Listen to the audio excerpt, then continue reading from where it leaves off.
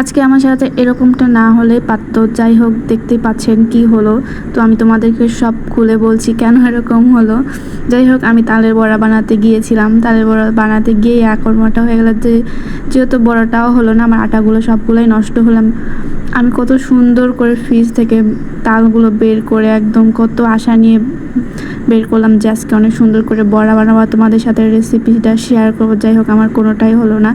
তো আমি এখানে ফার্স্টে আমি সব কিছুই দিয়েছিলাম, কালি জিরে দিয়েছিলাম, তারপরে দিয়েছিলাম হচ্ছে একটু চিনি দিয়েছিলাম। আমার চিনির পরিমাণটা খুব বেশি হয়েছিল, অনেক মিষ্টি হয়েছিল। এটার কারণে এরকম হয়েছিল নাকি আমি জানি না, বুঝতেও পারছি না।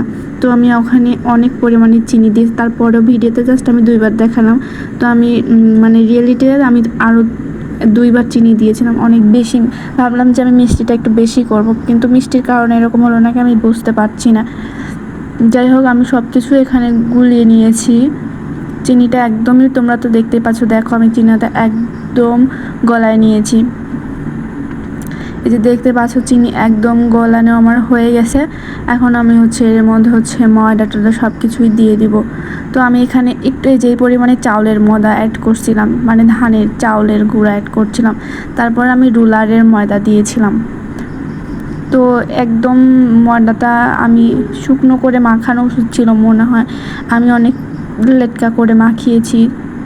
তো এখানে হচ্ছে কেমন যেন হচ্ছিল, আমার ফার্স্টে মনে হচ্ছিল বড়াগুলো হবে না, নষ্ট হয়ে যাবে।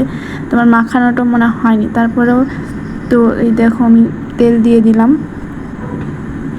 তো এখন ভাজতে গিয়ে আমার বড়াগুলো একদম ডিম ভাজার মতো পোস হয়ে যাচ্ছে, মানে ছত্রায় যাচ্ছে, ডিম ভাজার মধ্যে একদম পোস হয়ে যাচ্ছে।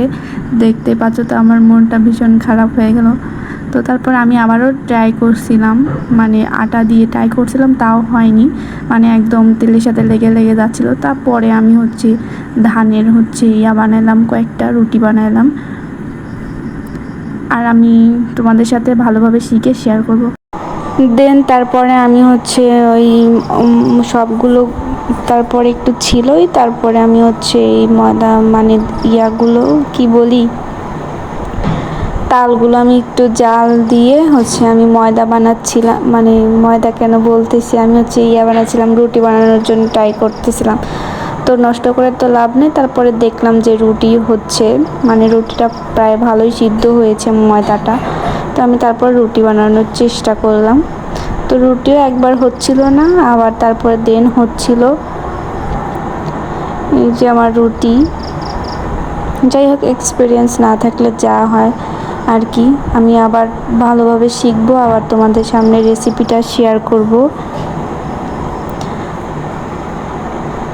আর তোমরা কারা কারা আমার মানে ভিডিওটা দেখো, তোমরা কমেন্ট করবা, আর কিভাবে বানাতে হয় আমাকে তোমরা একটু কমেন্ট করে জানিয়ে দিও, তোমরা কিভাবে তালের বড়াটা বানাও।